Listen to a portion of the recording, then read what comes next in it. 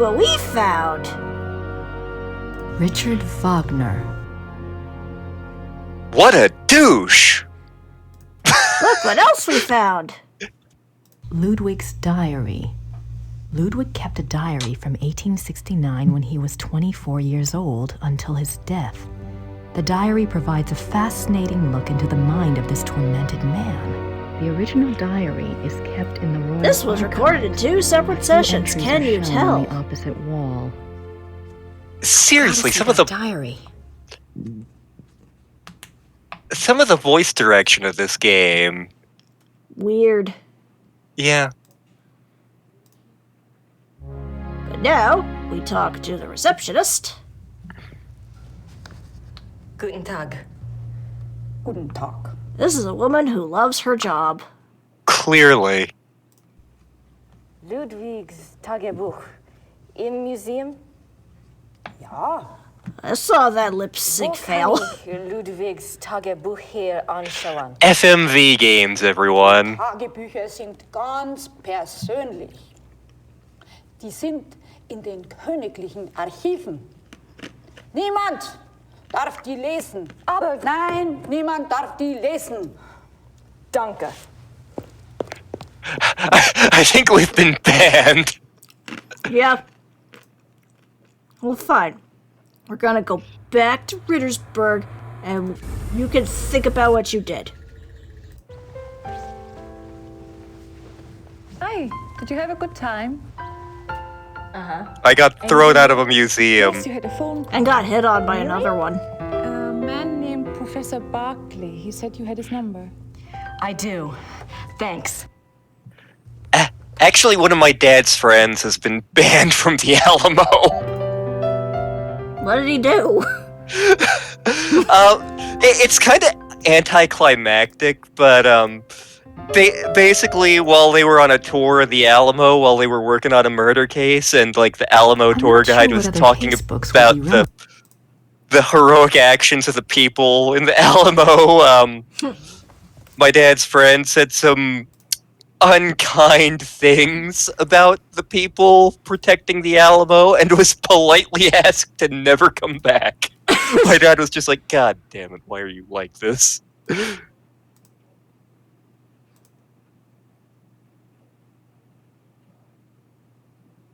Oh, apparently I could just watch the movies over again. Woo! Oh,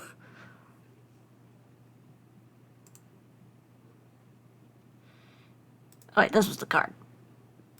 Yep.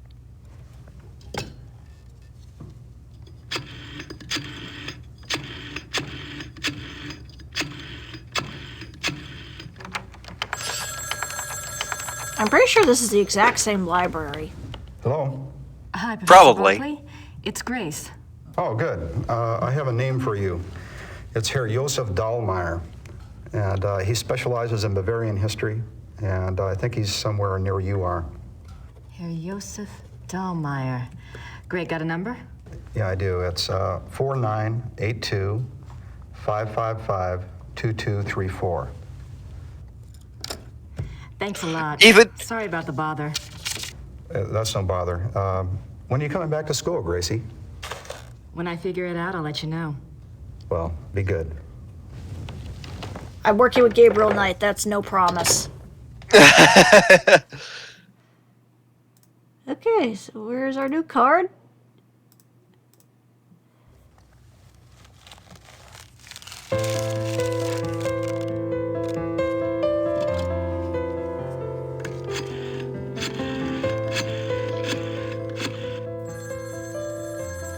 That picture still looks like he has no pants.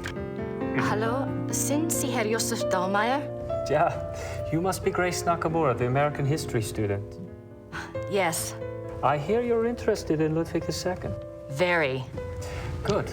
There's something I want to show you. Drive to Berg on Starnberger See. Meet me at the Memorial Chapel. Why can't you All tell right, me this over thank the you. phone? Oh, wait. Was there anything you wanted me to look into before we meet? Well, I was hoping you knew something about someone called the Black Wolf. He was a contemporary of Ludwig's. He lived in Prussia, I think, and he was well connected. Never heard of him, but I'll check. See you there. Thanks. Bye. Again, why couldn't you tell her stuff on the phone?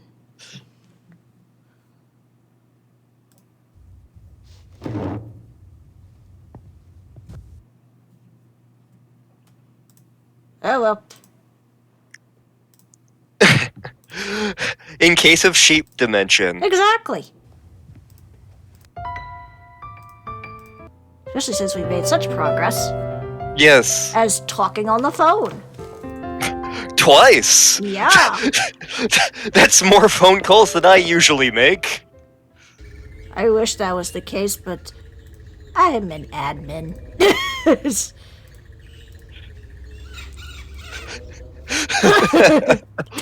I currently identify with David Rimmer. David Lister. Name? David Lister. Occupation? Bum. Fancy. Also, hey, look, there's Chocobo's Forest right in the middle.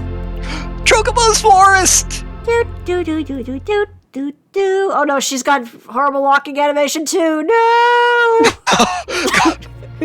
FMV games, everybody. Yep. It's a memorial chapel. Again, as much as I keep mocking this game, I do genuinely have a soft spot for it. For some insane reason. Yep. It's a memorial chapel. We'll have to use a completely different song for Grace's walking. It's not unusual to be loved by anyone. It's not unusual to have fun with anyone. When I see you hanging about with anyone, it's not unusual to see me cry. I wanna die. Do you guys have that for karaoke? No, but we could probably find one. This is where you died. You must be Grace. Herr Dahlmeier. Hello. Josef. I didn't mean to. That is some startle you. 80s hair. I wanted you to see. I was gonna say, that's the hairstyle I knew from one of my favorite I West couldn't End get along performers. more than at the castle. So, what did you want to know? Also, with that coat, he kind of looks like Rick Astley. Like, it almost looks exactly like the outfit Rick Astley wore in the Never Gonna Give You Up music video. Yeah! We've been unintentionally rickrolled. Oh, and he bowed to us. Professor Barclay says your hobby is Ludwig. Yes. That's He quite was a hobby. the last real king that Bavaria had. As a Bavarian and a history buff, well, that's enough to hook me right there. But there's more, right? He was a romantic, you know, a dreamer. And he was misunderstood, maligned. And Sounds like you can relate. Oh no, we got a Me? Ludwig hell, I fanboy. have it easy. At I least mean, in after the Bavaria, 1990s. people do And genuinely not every love eye in the country Ludwig. is on me. But yes, I can relate. And he was so dreamy. You know about Ludwig's diary, right? Of course. How can I get my hands on it? You can't. I'm sorry. I have been trying myself for 5 years. They keep it locked up tight in the Royal Archives and they don't let it out. They must think it contains things that will hurt his image. They won't let anyone see it, not ever? Only one person outside of the government ever got to see it, a biographer, Sir Richmond Chapel. He had friends among the German royals and they let him look at it. Did you ever try to contact Chapel? Pick his brain? No, and I don't believe I never thought of that. If you do and you find out anything, you must share. It's a promise. Like, how would you not think to contact the one guy who's read it? Tell me about Ludwig. I don't know where to start. There's so much. Politically, the most significant thing about Ludwig II was that he signed over independent Bavarian statehood to Prussia in 1870. Bavaria became a part of United Germany, and Ludwig became a figurehead prince under the Prussian Kaiser. Why do you think he did that?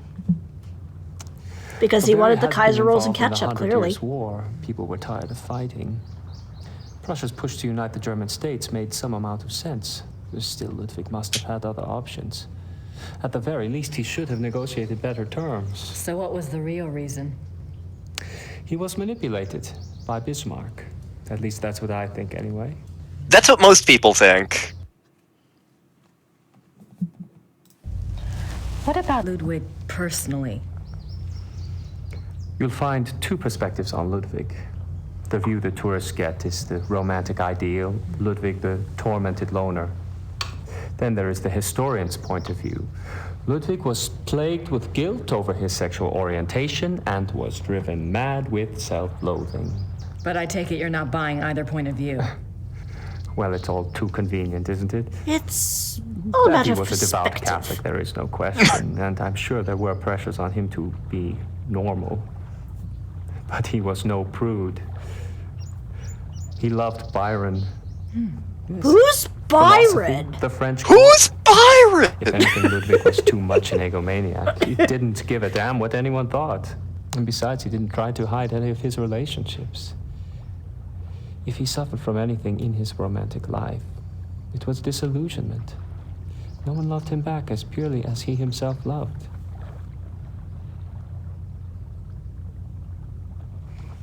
Well, She had a if it wasn't very sexual concerned guilt look that tormented there. him, what was it? I don't know. His diary was filled with self-guilt, but I'm sure it's not about that. If I knew, I'd write my own book, set the record straight.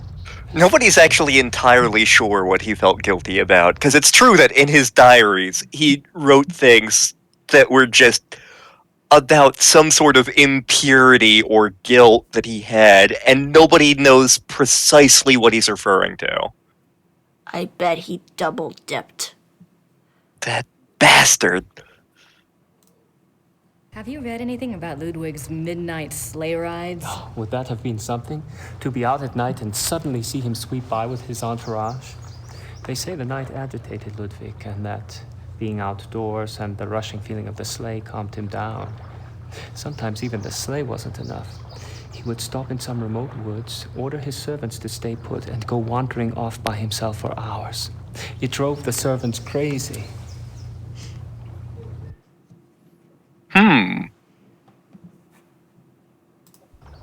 Tell me about Bismarck. Bismarck.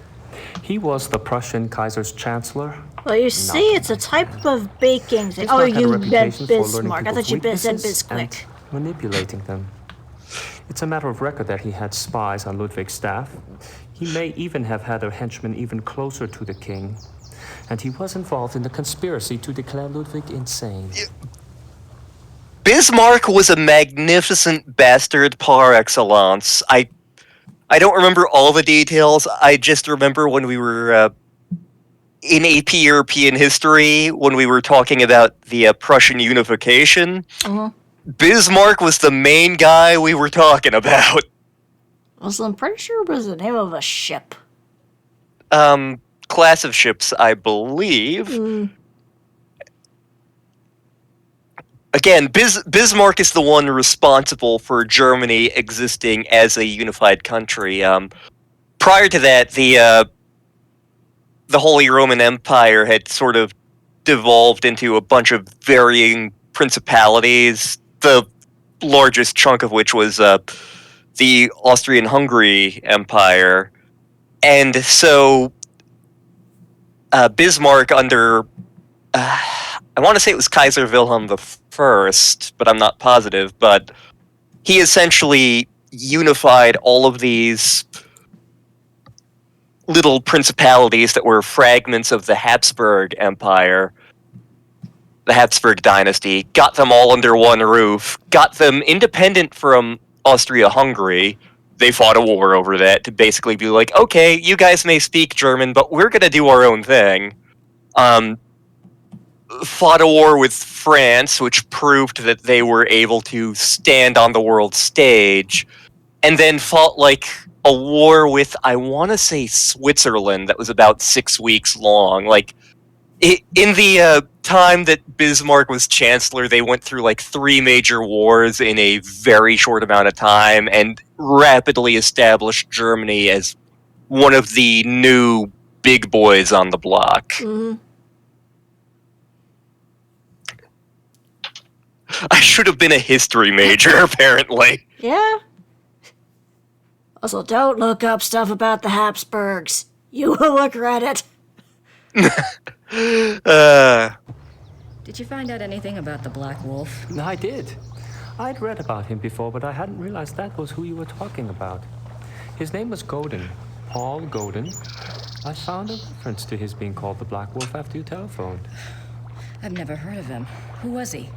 Godin lived on the fringes of the Prussian court.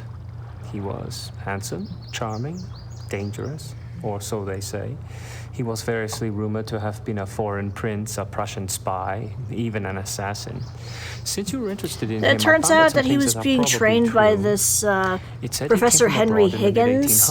But claimed high German blood. Do you know where he came from? Poor No. Professor Higgins. He was ruthlessly ambitious. He probably found out who held the power, Bismarck, and offered his services. Bismarck was a good judge of talent, of that sort anyway.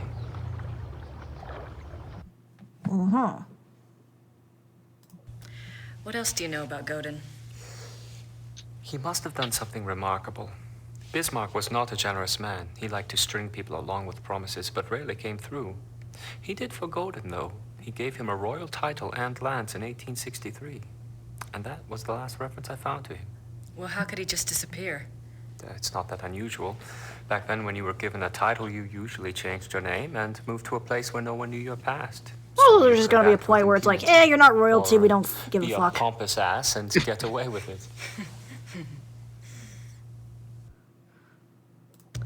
Is there any way to find out what Godin was called after he got his title? Is it that critical? It might be.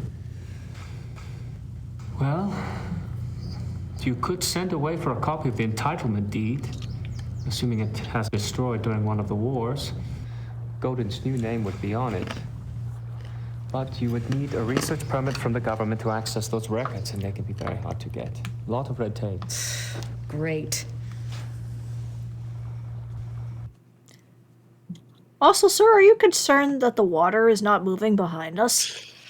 It's Jello, it's fine. That moves too, though. Not as much.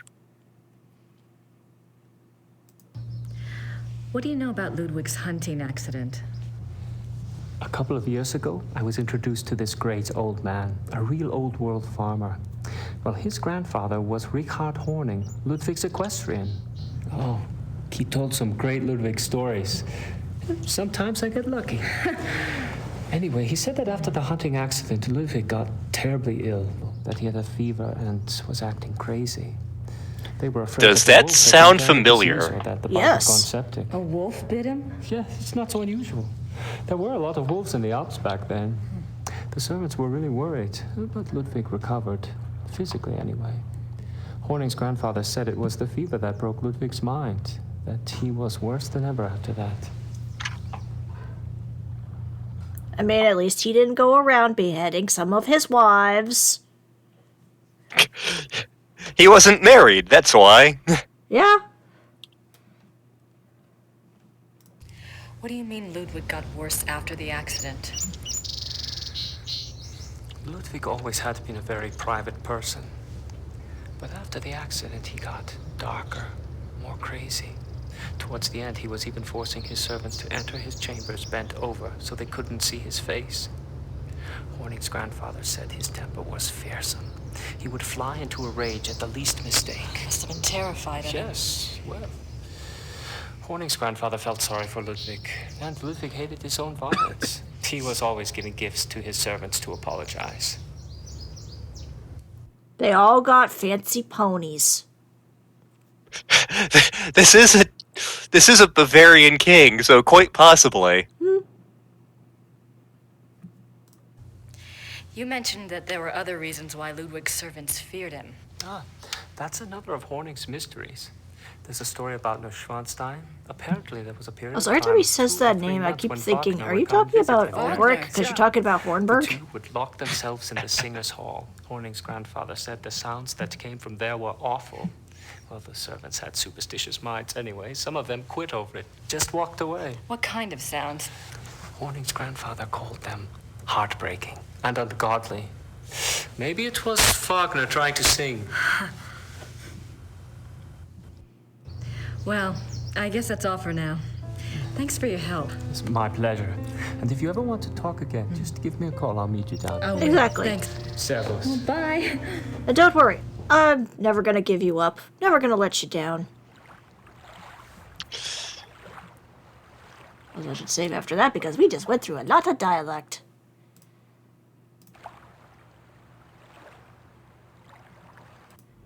Where's that sound coming from if we're just looking at nothing? We do want to look at the cross on the water. Cross If we haven't already. on the water. Holy Jesus, water. This is where they found Ludwig's body. See, I see what that says, but in my brain it's just going, Ludwig Kong, you Batman.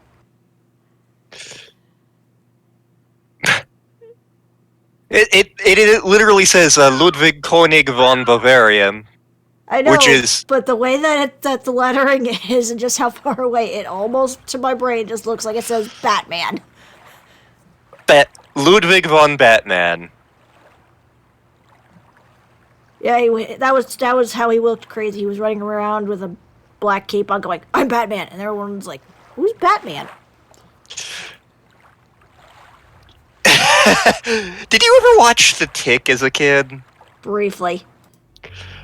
One of the characters was a Batman knockoff. Die Fledermaus, which is the German word for the Bat. And then there was also Ratman in that one Dexter short with the Justice Hero dudes.